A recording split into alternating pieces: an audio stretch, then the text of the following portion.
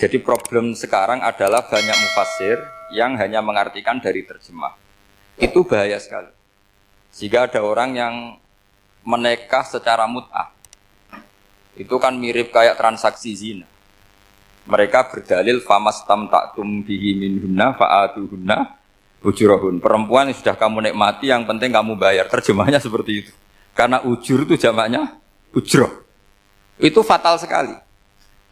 Padahal ayat itu begini, settingannya begini, setting siakul kalamnya atau asbabun nuzulnya begini.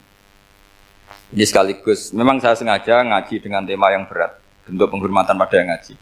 Kalau temanya ringan kan kayak TPQ. Jadi ini supaya gue keren-kerenan, ini ada doktor Pak Oni pernah dekan Fakultas Hukum. Jadi kalau saya nanti salah tinggal ditangkap saja, gampang kan? Tapi nangkap saya berurusan dengan Tuhan.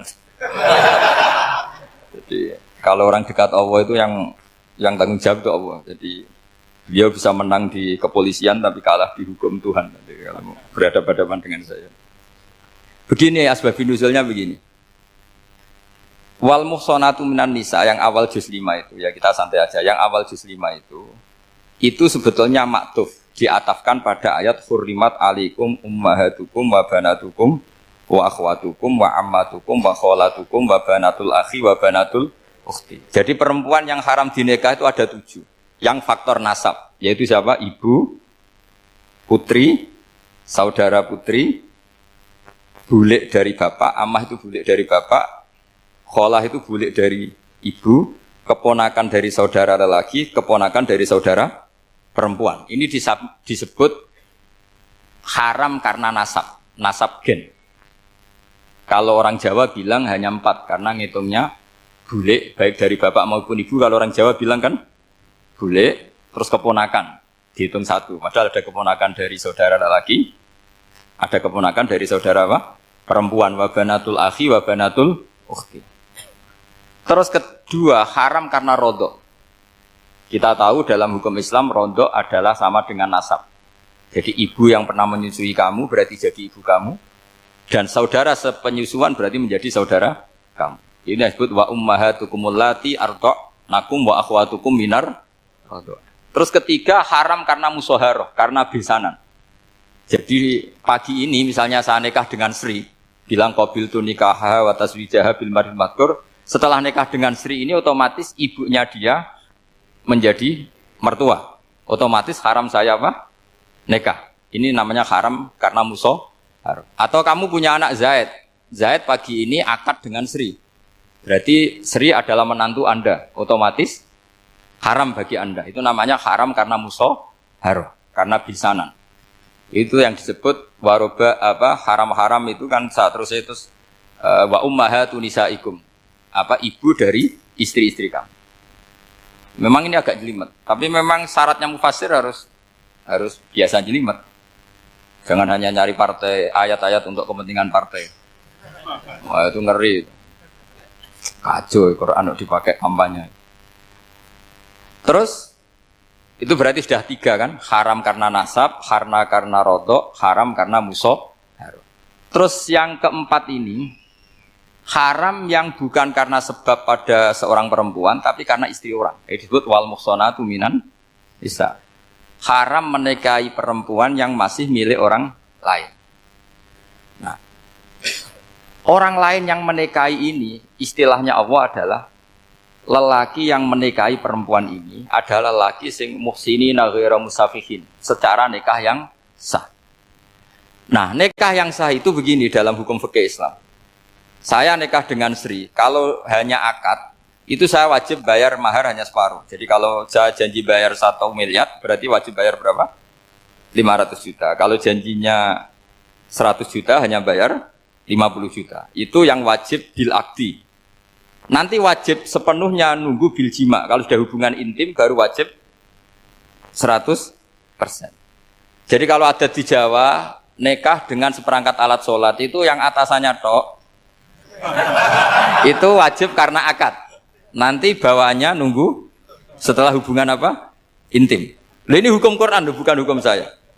Makanya kan wa in talaqtumuhunna min qabli an tamassuhunna terus fanis huma faradtum. Hanya wajib bayar setengah. Nah, Nah, perempuan yang sudah diajak hubungan intim itu kata Allah fa'atuhunna ujurahun, maka wajib kamu bayar penuh. Jadi ayat itu tentang perempuan yang sudah dinikah, kita harus bayar berapa? Harus bayar penuh. Ini penting saya utarakan. Nah, problem kita sebagai orang Indonesia ini juga problem Pak On, problem semua kiai. Mahar di Indonesia itu nggak bisa dibahas di Quran karena keterlaluan, kecilnya itu keterlaluan. Saya ini kan kiai, sering ngakatkan tuh sampai bosen, seperangkat alat sholat itu ngawur sekali. Ini mbak-mbak harus nggak mau gitu. Saya provokasi minimal itu ya berapa? 100 juta berapa? Pantasnya berapa? Pantasnya berapa? 10 gram itu berapa nilainya? Kan 1 gram 500.000 baru 5. Ya sudah mendingan itu 10 gram. Quran itu bayangannya gini sambil latihan, yang hafal-hafal biar latihan. Jangan dapat beasiswa karena hafal tapi nggak jelas luntrungannya. Quran tuh bayangannya gini, ini nggak mungkin Quran ini bisa dibaca di Jawa. Wa in aradtum istibdala zaujim makana zauji wa ataitum ihdahunna qintaran fala ta'khudhu minhu syai'a. Jika kamu nikah sama seorang perempuan, kemudian kamu cerai, maka mahar yang sudah kamu berikan jangan ambil lagi.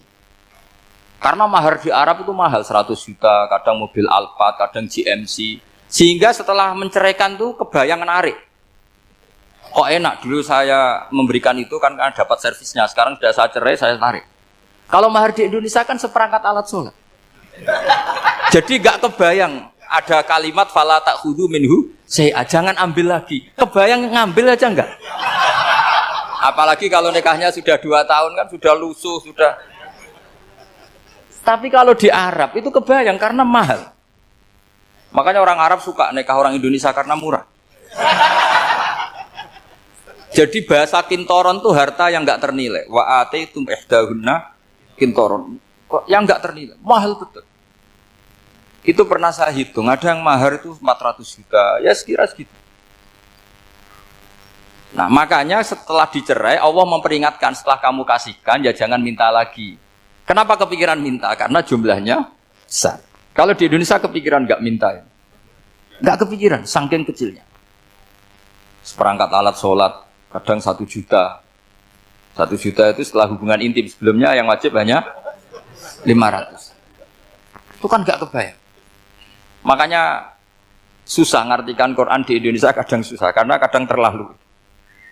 Itu pernah Sayyidina Umar radhiyallahu anhu pernah bilang begini, wahai para perempuan, mahar itu jangan mahal-mahal, kasihan para lelaki.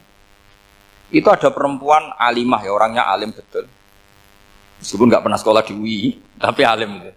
Itu usul langsung gini, ya Amirul Mukminin, laisa dzalika laka ya Amirul Mukminin, waqad qala ta'ala wa ataitum ihdahunna qintaran. Kamu hanya seorang Amirul Mukminin, tidak berhak bikin aturan pembatasan mahar. Allah saja tidak batasi, kenapa kamu batasi? Sehingga dulu yang namanya nikahnya Sulaiman Agung atau Jamaluddin siapa Ratu Agung itu, kalau hadiah ya sampai tas mahal itu kan dari bahasa Arab mumtaz mahal. Mumtaz itu istimewa, mahal itu tempat. Dia punya istri yang sangat dicintai, dikasih hadiah mumtaz mahal. Terus ilat Jawa jadi apa? Tas mahal. Itu sama Mujid Ulil Albab kalah. Itu kalau cerai kan kepikiran minta lagi. Dikasihkan yang baru. Tapi kalau di Indonesia tidak mungkin karena apa tadi? Seperangkat alat sholat. Udah gitu nyari yang murah lagi. Yang bagus kitanya, bungkusnya yang bagus. Nah, maka nggak mungkin kita